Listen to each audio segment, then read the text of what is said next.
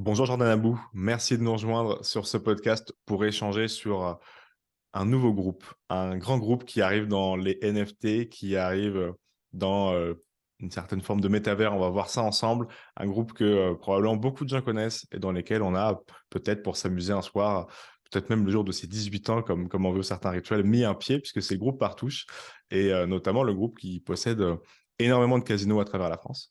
Donc on va voir ensemble pourquoi vous êtes arrivé dans le monde des NFT et du métavers, parce que c'est assez intéressant dans le cas d'utilité des NFT et même dans le côté collectionnable. Donc, merci beaucoup, Jordan, de venir sur Cryptos pour échanger sur ces sujets. Est-ce que tu peux te présenter en quelques mots, s'il te plaît, avant qu'on avance un petit peu sur ces sujets? Bien sûr, écoute, merci Valentin pour l'invitation. Ravi d'être sur ce podcast avec vous.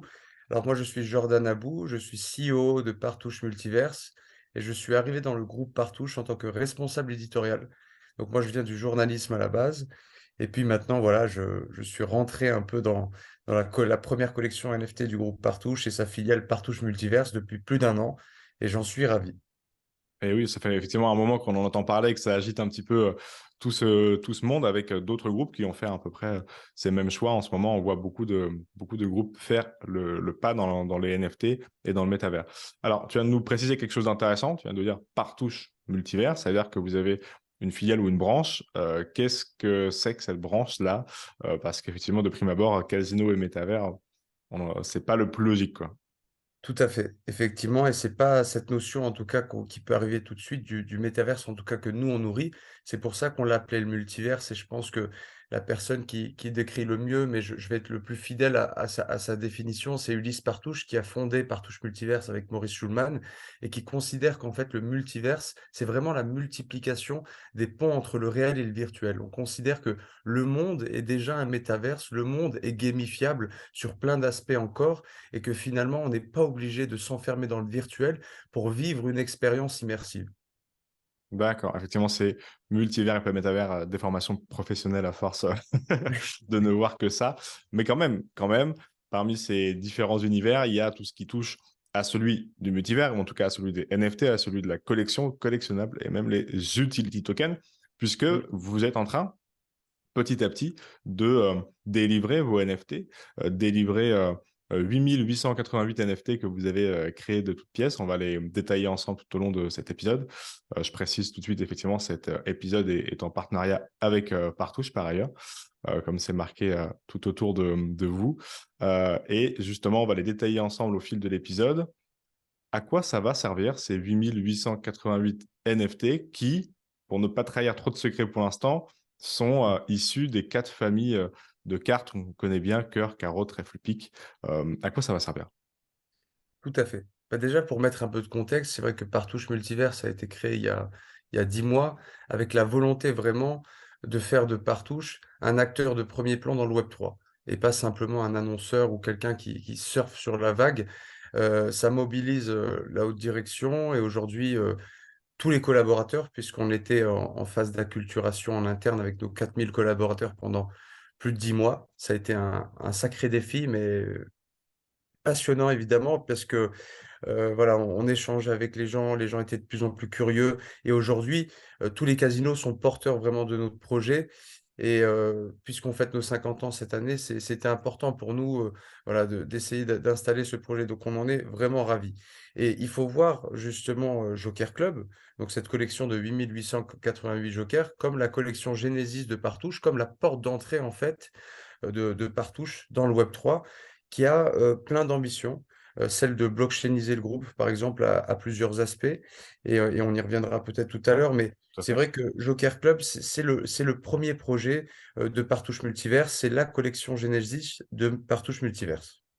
Donc, tu as dit un point très intéressant. Effectivement, j'ai dit que c'était l'un des plus gros groupes, mais je n'ai pas forcément spécifié le nombre de collaborateurs que vous avez. Plus de 4000. Je pense que beaucoup ne connaissaient pas les NFT et c'est tout à fait logique, ou en tout cas tout ce monde lié à la tokenisation.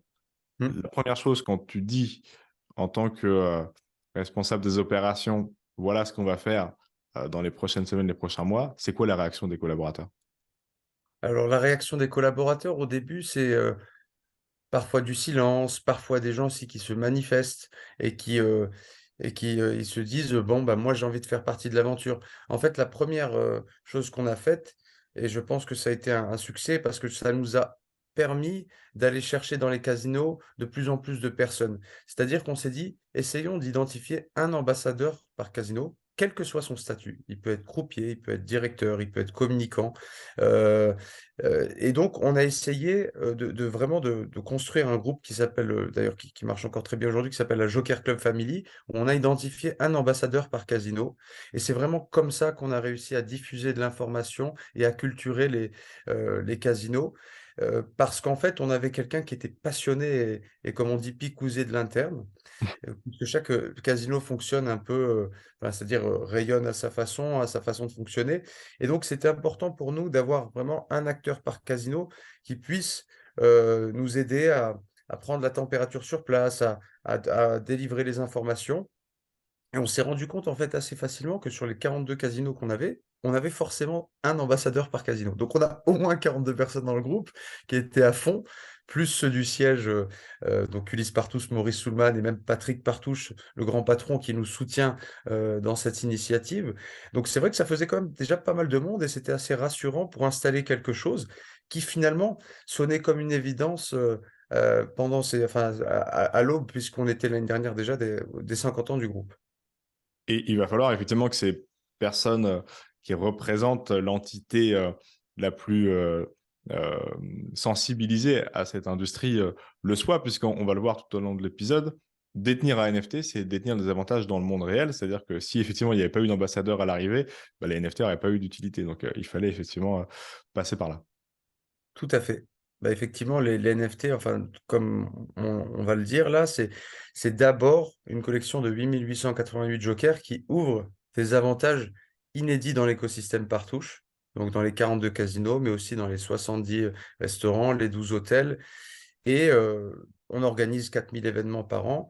Donc l'aspect événementiel dans notre projet est extrêmement important. On sait qu'on veut mobiliser nos lieux, ça fait 50 ans qu'on organise des événements pour devenir vraiment la collection référente en termes d'événementiel et qui peut accueillir un maximum d'événements Web3 en France, mais aussi, en Tunisie, en Suisse et en Belgique, puisqu'on est implanté dans ces écosystèmes et dans ces pays-là. Et donc, on a vraiment envie de développer ce caractère événementiel. Effectivement, nous, on pense que le Web3, c'est une multiplication des ponts entre le virtuel et le réel. Et toi, à titre perso, comment t'es tombé dans le rabbit hole, comme on dit dans l'écosystème, puisque du coup, on comprend les usages aujourd'hui gentiment des NFT. Et encore une fois, dans quelques minutes, on va rentrer très concrètement dedans. Mais on commence à comprendre les contours d'une collection qui est collectionnable, qui offre des accès, qui s'inspire de grosses collections et qui a ses propres narratifs aussi. Alors toi, comment t'es tombé là-dedans? Alors, pour ne pas faire de publicité, mais je ferai volontiers puisque ça a été ma porte d'entrée dans l'écosystème. C'était en 2019, ouais, je crois que c'était fin 2019. Les fameuses cartes Panini, Web3, donc Sorare. Moi, je suis un passionné de ballon rond, de football et c'est vrai que ça a été, ma première re expérience. Ma deuxième a été moins fructueuse puisque ça a été un projet qui s'appelle Wizards and Dragons, donc un jeu play to earn, j'ai acheté au plus haut et j'ai revendu au plus bas, donc Un voilà, ça a été une classique. expérience formatrice. Voilà, c'est ça. Il faut le faire au moins une fois dans sa vie. Généralement, C'est c'est ça, avec des cryptos. Toi, c'est avec des NFT. Bah, effectivement, ça colle à l'histoire du c'est joueur. ça. J'ai pas Alors, juste. suivi mon ami, je suis arrivé 3 jours trop tard et c'était trop tard déjà. Et oui, et puis, bah, voilà, je te dis, c'est voilà, c'est la classique. Mais effectivement, si on rentre du coup dans le dur des NFT, puisque je pense que Oui. les gens souhaitent en savoir davantage maintenant sur ces 8 888 NFT. J'ai teasé un petit peu, du coup, c'est effectivement inspiré, donc tu l'as dit, la collection de Joker, cœur, carreau, trèfle, pique, parce que Tout à forcément, au fait. milieu des casinos, donc les familles des cartes qu'on connaît très bien. Euh, à quoi ça va servir? Est-ce que tu peux nous donner, dans le monde réel, pour démarrer, Mmh. peut-être des avantages que pourraient obtenir les gens dans le monde réel, et puis après, on verra les autres détails et comment les obtenir. Mais déjà, quand on parle de NFT, la première utilisation, c'est utility token, je vais y arriver. Mmh. Quelle utilité dans le monde réel?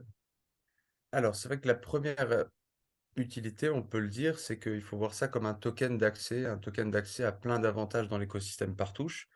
on va avoir un premier niveau d'utilité qui va arriver tout de suite après le mint, qui est jusqu'à 50 de crédit de jeu sur les bonus, de crédit de jeu dans tous les casinos par touche.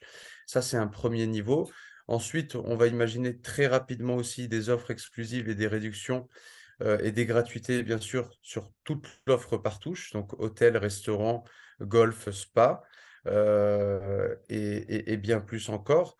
Et ensuite, ce qu'il faut imaginer à travers cette collection, c'est, déjà, on le dit, c'est vraiment le Joker est une œuvre d'art, unique, puisque c'est une combinaison d'attributs, qui est unique, pour chaque joker. Et nous, on a fait le choix, en fait, d'ouvrir la propriété intellectuelle pour permettre à chaque détenteur de joker d'utiliser son propre joker. Et je pense que l'innovation, en tout cas notre innovation, c'est qu'on va un peu plus loin que ça. On se dit que, finalement, s'il y a des beaux projets de joker, si, par exemple, je suis brasseur ou si voilà, je veux faire un projet qui puisse être plugué dans notre écosystème, eh bien, on va l'étudier de très près parce qu'on a envie nous-mêmes de jokeriser le groupe. Et ça n'arrive jamais, effectivement, ou c'est très rare, en tout cas, que les projets de NFT fassent ce choix de donner clé en main la totalité des aspects et d'utilisation de leurs tokens et de leurs NFT, quoi. Tout à fait. C'est vrai que c'est une première et on travaille vraiment là-dessus parce qu'on on a cette envie-là et on pense que justement ce NFT peut avoir finalement aussi une dimension B2B. Puisse intéresser des prestataires potentiels, des porteurs de projets qui soient totalement, en adéquation avec notre écosystème et qui puissent exister dans notre écosystème. Et il y a quelque chose de très important aussi qui est attrait à votre collection, et on en parlait tout à l'heure, avant de lancer ce podcast, c'est le côté très communauté. C'est-à-dire que vous Ouais, serez autant au service avec Partouche, le groupe Partouche et les casinos et tout ce dont tu viens d'énoncer, restaurants et autres points que vous avez, au service des gens qui le détiennent pour faire des événements, pour faire des rassemblements. C'est autant d'un côté que de l'autre, en fait, in fine.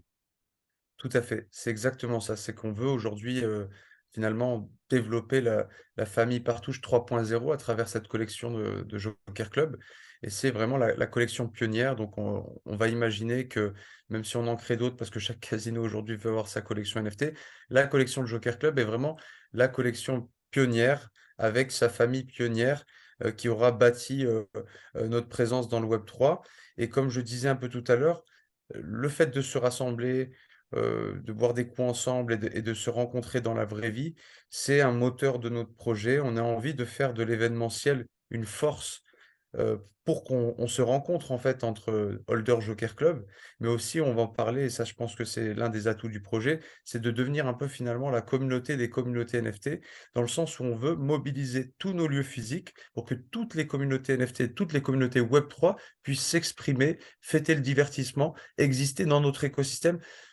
vraiment sur plein d'aspects.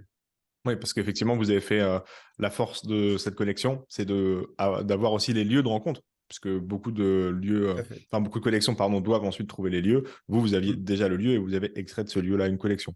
Donc, c'est un peu le chemin inverse.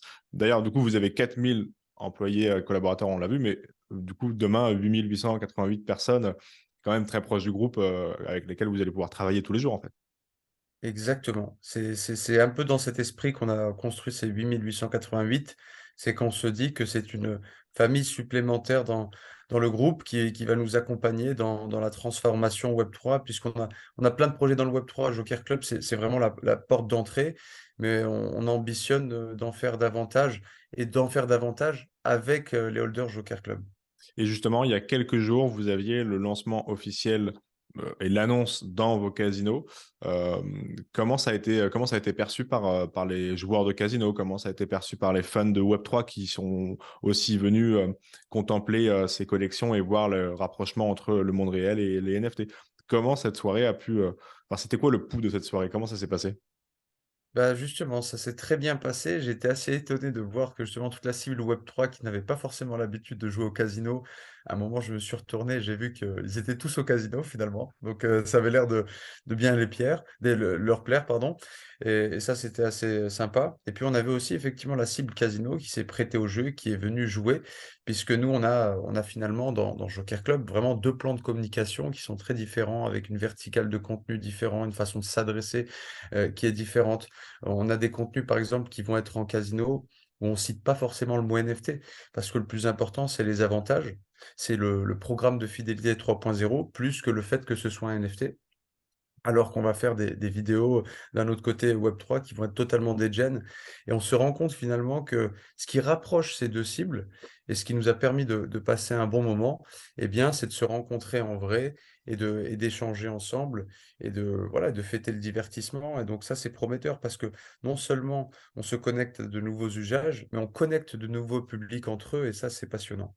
Et comment ça marche alors du coup, si on veut être très factuel sur la détention d'un NFT, on verra à la fin quelques mots pour comment les acheter, on mettra les liens et autres. Mais une fois que j'ai mon NFT, quand je vais dans le casino, comment je peux montrer que j'ai mon NFT pour avoir tous ces avantages? Est-ce que c'est directement aux machines? Est-ce qu'il faut que je le précise au croupier? Est-ce que dès l'entrée, je donne à la personne de la sécurité et j'ai un bracelet ou quelque chose comme ça? Comment Mhm. ça fonctionne? Bien sûr. Alors, c'est une très bonne question. Merci de m'avoir posé la question, Valentin, parce qu'il va y avoir effectivement plusieurs niveaux. Le premier niveau qui va arriver tout de suite, c'est-à-dire dès le 23 mars et au-delà, donc dès le mint, euh, on va avoir la possibilité de se connecter à l'espace client de Partouche et de bénéficier, grâce à son NFT, d'un niveau de crédit de jeu. D'un niveau de crédit de jeu qui sera offert à tous les holders le temps de pouvoir mettre en place, donc là, quelques semaines après, une marketplace qui va être plugué à jokerclub.io, notre site internet, et qui va permettre en fait à l'ensemble des holders de bénéficier de tout un cortège d'utilités qui vont être pluguées soit par le siège, mais soit par tous les casinos. Parce qu'on demande en fait à tous les casinos, qui sont souvent premiers partenaires culturels des villes dans lesquelles ils sont implantés, et des communes, donc de pluguer un maximum de places VIP, d'avantages, pour qu'en fait, dans cette marketplace, les jokers puissent, avec d'ailleurs un système de points et de rareté, puisqu'il y a plusieurs niveaux de rareté dans les jokers, bénéficier de tel ou tel avantage. On peut imaginer par exemple que la famille Cœur va avoir plus de places de spectacle. On peut imaginer que les pics, qui sont plus les entrepreneurs, vont avoir plus d'avantages liés au business et donc à l'hôtellerie. Et donc, on va essayer de constituer cette marketplace, d'une part avec des niveaux similaires d'utilité, mais aussi dans la granularité de la différence en fonction des affinités du profil de chaque famille. Donc, rappelons qu'il y a quatre familles: pique, cœur, carreau, trèfle. Les piques sont les entrepreneurs, les bâtisseurs, ceux qui sont vraiment, qui bâtissent les systèmes. Les cœurs sont vraiment les artistes. Les trèfles sont les joueurs, les gamblers. Donc, évidemment, on va imaginer plus de bonus de crédit de jeu et des participations, des tournois de poker pour les trèfles. Et puis, les carreaux, c'est les Degens, en fait. C'est les Diamond Degens. Et eux, ils n'ont pas de règles. Donc, justement, ils pourront tout avoir et il n'y a pas de règle pour l'instant qui est prédéfinie, puisque par essence, les Degens, pour nous, il n'y a pas de règle. Ok, effectivement, très intéressant. Et avec tous ces avantages, peut-être que le casino ne gagnera pas toujours à la fin, alors, Jordan. Bah, le casino, justement, c'est une bonne question, est très gagnant parce que aujourd'hui, nous, on se fait un plan sur 3 ans, on ne veut pas gagner d'argent. On veut construire une communauté, on veut vraiment construire la communauté 3.0 de Partouche parce qu'on considère que c'est important. Voilà, on a fêté ses 50 ans cette année et on veut vraiment s'appuyer sur les technologies du Web3 pour se connecter à de nouveaux publics et à de nouveaux usages, parce que le divertissement doit être sans cesse renouvelé, gamifié. C'est ce qu'on a fait quand on a introduit dans les années 90 des nouvelles technologies AR, VR, qu'on a créé le Pasino d'Aix-en-Provence, qui est le plus immersif d'Europe aujourd'hui. Et c'est ce qu'on continuera à faire parce qu'il faut toujours bousculer le divertissement, le pousser dans ses retranchements, le réinventer. Et aujourd'hui, par la tokenisation et le Web3, on s'aperçoit qu'effectivement, on peut créer des gamifications et des rencontres aussi qui sont très intéressantes. Et puisqu'on est sur la collection de NFT, avant de voir les autres verticales sur lesquelles le groupe souhaite se déployer, Oui. est-ce que tu peux nous en donner un peu plus de détails justement sur ces infos de mint, sur le nombre de NFT qui seront mint dans chaque famille et sur les deux, trois avantages que tu n'as pas cités et peut-être toutes les infos qui concernent le prix et autres? Bien sûr. Alors, le prix, c'est 0,08 ETH. Donc, 0,8, voilà, ça fait 120 euros environ aujourd'hui dans les casinos, puisque jusqu'au 19 mars, donc le 19 mars, c'est en prévente en casino. Ensuite, on commence le mint OG et whitelist le 20 mars. Donc 20, 21, 22, mint, OG et whitelist. Et le 23 mars à 20h42, on a le mint en ligne. Et on adore le 42 chez Partouche. Donc mint en ligne à 20h42, le 23 mars. Ok, et donc effectivement, après c'est du hasard, hein, c'est comme toutes les collections, on ne sait pas quelle famille on va avoir, on ne peut pas avoir de préférence pour une ou l'autre, on voit ce que ressort Et le site, quoi. tout à fait. Et c'est un peu un concept à la Poudlard finalement. On arrive, Ah on a oui. l'une des quatre familles, mais peut-être que voilà, si on brave un peu et que au secondary, on va se retrouver avec sa vraie famille, c'est le but. Mais en tout cas, c'est vrai que si on a autant installé dans le projet ces quatre familles, c'est qu'elles auront vraiment un rôle à jouer et une complémentarité à avoir et aussi des compétitions entre elles. Donc ça va être le moteur en fait du projet sur l'année 2023, ces quatre familles. Très intéressant. Et vous avez été très discret sur ce que rendront ces petits NFT, mais j'en affiche quand même 4 à l'écran pour ceux qui nous suivent sur YouTube, pour que les gens puissent voir un petit peu les attraits et les aspects. Même si, encore une fois, je vous dis, vous êtes encore très discret là-dessus et c'est tout en votre honneur. On ne sait pas trop à quoi ça ressemblera. Tu parlais tout à l'heure, Jordan, des autres envies du groupe Partouche. On Mm. a euh, vu il y a quelques semaines, quelques mois, des intérêts sur justement les métavers. Peut-être qu'un jour, on pourra jouer au casino depuis chez soi. Est-ce que c'est vraiment des choses possibles? Est-ce que c'est vraiment des choses qui vous intéressent? Ou peut-être, pareil, c'était dans les tuyaux il y a quelques mois, accepter les crypto-monnaies dans les casinos? Tout à fait. On va parler de 4 aspects. Le premier parce que c'est vrai que c'est le plus tentant et c'est là où on nous attendait le plus. On s'est dit: «Ah bah tiens, Partouche arrive, en plus crée Partouche Multiverse, ils vont créer un casino dans le métaverse». Bon, nous, on est face à l'activité, l'une des activités les plus réglementées, au monde et particulièrement en France. Donc on savait, naturellement qu'on n'allait pas se lancer comme ça tout de suite à corps perdu dans le métaverse, sachant qu'il y a une absence de régulation et que, effectivement, on a quand même 42 casinos dans le dur. On va pas mettre en danger cette activité-là juste pour faire un coup de com'. En revanche, on peut tout à fait l'imaginer effectivement sur le long terme, une fois la régulation établie. Au même titre, les cryptos en casino, c'est vrai qu'on les avait annoncés parce que on voulait le mettre en place, mais on voulait le mettre en place avec un partenaire de grande ampleur et avec une régulation qui soit un peu plus claire. Donc ça, c'est un chantier qui est clair. On l'a dit, on a pris la parole et on va le faire dès que la régulation va le permettre dans nos 42 casinos. En tout cas, dans ceux qui sont en France, parce que plus tu changes de pays et plus la législation n'est pas forcément la même. Je pense notamment à la Tunisie. Aussi, il y a 2 aspects qui sont super intéressants, qui là ne concernent pas les casinos et le métaverse, mais plus, l'aspect blockchain et comment on peut introduire l'aspect blockchain dans notre activité. Moi, je vois 2 aspects, enfin, je suis pas le seul à le voir, Maurice Schulman, voit 2 aspects, il a raison de les voir, mais c'est quelque chose aussi qu'on aimerait lancer, c'est blockchainiser le groupe sur 2 aspects. Le ticketing, puisqu'on organise 4 000 événements par an et qu'aujourd'hui on sait que via des Connect Wallet, on peut, on peut tout à fait voilà, acheter une place de spectacle. Donc ça peut être un aspect intéressant. Et l'autre aspect super intéressant, c'est aussi le Connect Wallet qui finalement permet de faire du contrôle aux identités. Donc Hmm. on sait que tu as plus de 18 ans et que tu n'es pas interdit de casino grâce à ton Connect Wallet, sans savoir que tu t'appelles Valentin et que donc on est au lieu de montrer voilà, ta pièce d'identité, via le Connect Wallet, on a accès aux informations dont on a besoin. Et ça, c'est vraiment quelque chose qui aujourd'hui, voilà, on y réfléchit sérieusement et sur ces 4 aspects, on se dit: «Ce serait bien de pouvoir les développer», oui. OK, effectivement, donc c'est toujours dans cette thématique et puis tu disais aussi donc de tokeniser le groupe ou en tout cas d'apporter un peu de Web3 et de Oui. transparence. Quand est-ce que d'ailleurs je pourrais jouer à la machine, au blackjack, blockchainisé pour être sûr que l'algorithme derrière ne la banque ne soit pas truquée, Jordan? Ah, c'est une bonne question. Bah, écoute, invite-moi dans 6 mois et on en reparlera. Ah, ça m'intéresse alors. Il se passe quelque chose. Mais en tout cas, effectivement, tokeniser le groupe, ça fait c'est dans cette grande dynamique que vous avez depuis plus d'un an avec ces 4 aspects-là.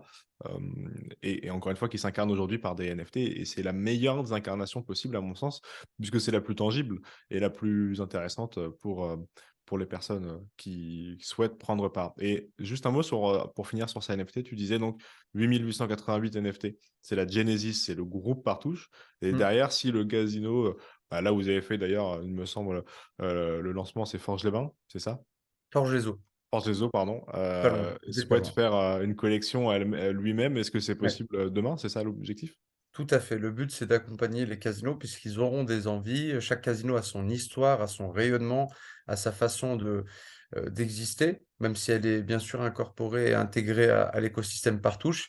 Ce sont vraiment des établissements uniques et donc on peut imaginer des collections uniques par établissement. C'est déjà la volonté de certains établissements et on en discute. Par contre, toujours ces collections NFT seront pluguées et seront rattachées à la collection pionnière qui est celle de Joker Club. D'accord, et qui sort effectivement Mmh. progressivement à partir, de la semaine prochaine, et que j'invite toutes les personnes intéressées par ces milieux à aller faire un tour, ne serait-ce que pour, regarder un petit peu les visuels et pour ceux qui, ont l'envie de s'y lancer, ne serait-ce que pour accéder à des intérêts, dans les groupes Partouche, qui ne sont pas que des casinos, parce qu'effectivement, on le sait, le monde du casino est faut être majeur, hein, je le reprécise, c'est des jeux d'argent, faites attention aux addictions, soyez Mmh. majeur et tout. Mais en même temps, il y a des restaurants et là, vous pouvez y aller sans être majeur a priori et avoir d'autres avantages. Tout à fait, il y a des restaurants et bientôt aussi, de plus en plus dans le groupe, des espaces immersifs. On en a par exemple à Aix-en-Provence, à Saint-Amand-les-Eaux, on est en train de faire de gros travaux, en ce sens et on peut imaginer justement dans ces espaces immersifs de plus en plus de tokenisation et d'expériences en réalité augmentée avec des applications ou si je n'ai pas le NFT Partouche, enfin le Joker Club, je peux peut-être, accéder à des utilités tokenisées. Et en réalité augmentée. Donc ça aussi, c'est un chantier qu'on n'a pas évoqué aujourd'hui, mais qu'on évoquera la prochaine fois avec plaisir. On veut mettre vraiment à disposition nos établissements pour multiplier les ponts entre le réel et le virtuel et la réalité augmentée est un axe, intéressant. D'accord, OK, effectivement très intéressant. On pourra en rediscuter, dans les prochains mois quand la machine sera blockchainisée pour qu'on puisse vérifier que la que la Bien sûr. banque ne fasse pas de bêtises. J'y ai joué 2 fois dans ma vie, mais 2 fois ça n'a pas marché et Ah bah, jamais justement, 203 comme on dit. voilà. Et justement, sur cet aspect réglementaire, tu en as parlé pour Ouais, l'arrivée dans le métavers, mais sur les NFT, est-ce qu'il y a eu justement des grosses interrogations sur, tu l'as dit, c'est l'un des mondes les plus réglementés en France, le ouais. casino, sur tous les aspects qu'on connaît, sur l'addiction aussi. Et, Mmh. et Bien les sûr. NFT sont quelque chose qui sont encore en flou, dans le flou de la réglementation MICA et autres, mais qui commencent quand même à interroger. Est-ce qu'il y a eu des grosses interrogations à ce moment-là sur ces sujets-là ou est-ce que c'était accessoire vu que Partouche était déjà très, très en avance et très réglementé sur ces sujets?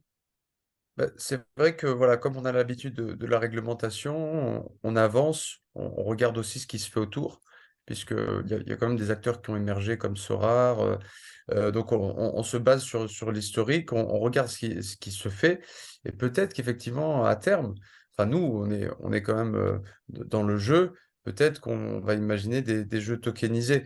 Aujourd'hui, nous, c'est plus l'aspect communautaire qui prime, mais on attend des signaux un peu plus forts de la régulation pour installer ce qu'on sait faire et ce qu'on fait depuis 50 ans, même si ce qu'on sait faire, c'est pas que du jeu, c'est aussi, fêter le divertissement sur tous ces aspects avec, de l'événementiel, avec, le fait de se rencontrer et de boire des coups, c'est important. Ouais, effectivement, c'est toujours l'envie de rassembler à travers ces collections de NFT. Merci beaucoup Jordan en tout cas d'être venu, échanger Avec avec nous plaisir. sur ce sujet, pour, Partouche et on précise les dates du mint, c'est 20, 21 et 22 mars, pour les personnes qui étaient donc sur whitelist et qui avaient les différents accès et pour tout le monde, c'est à partir du 23 mars. Je mets en description et en lien les différents, justement accès à cette collection si vous souhaitez en savoir davantage et également les réseaux sociaux de Partouche si vous souhaitez, vous renseigner sur ce sujet. Merci beaucoup Jordan en tout cas. À très vite Avec et on va plaisir. pouvoir, regarder davantage, le casino sous un autre jour et ne pas le laisser toujours gagner. Donc à très vite. Merci Valentin, à très vite.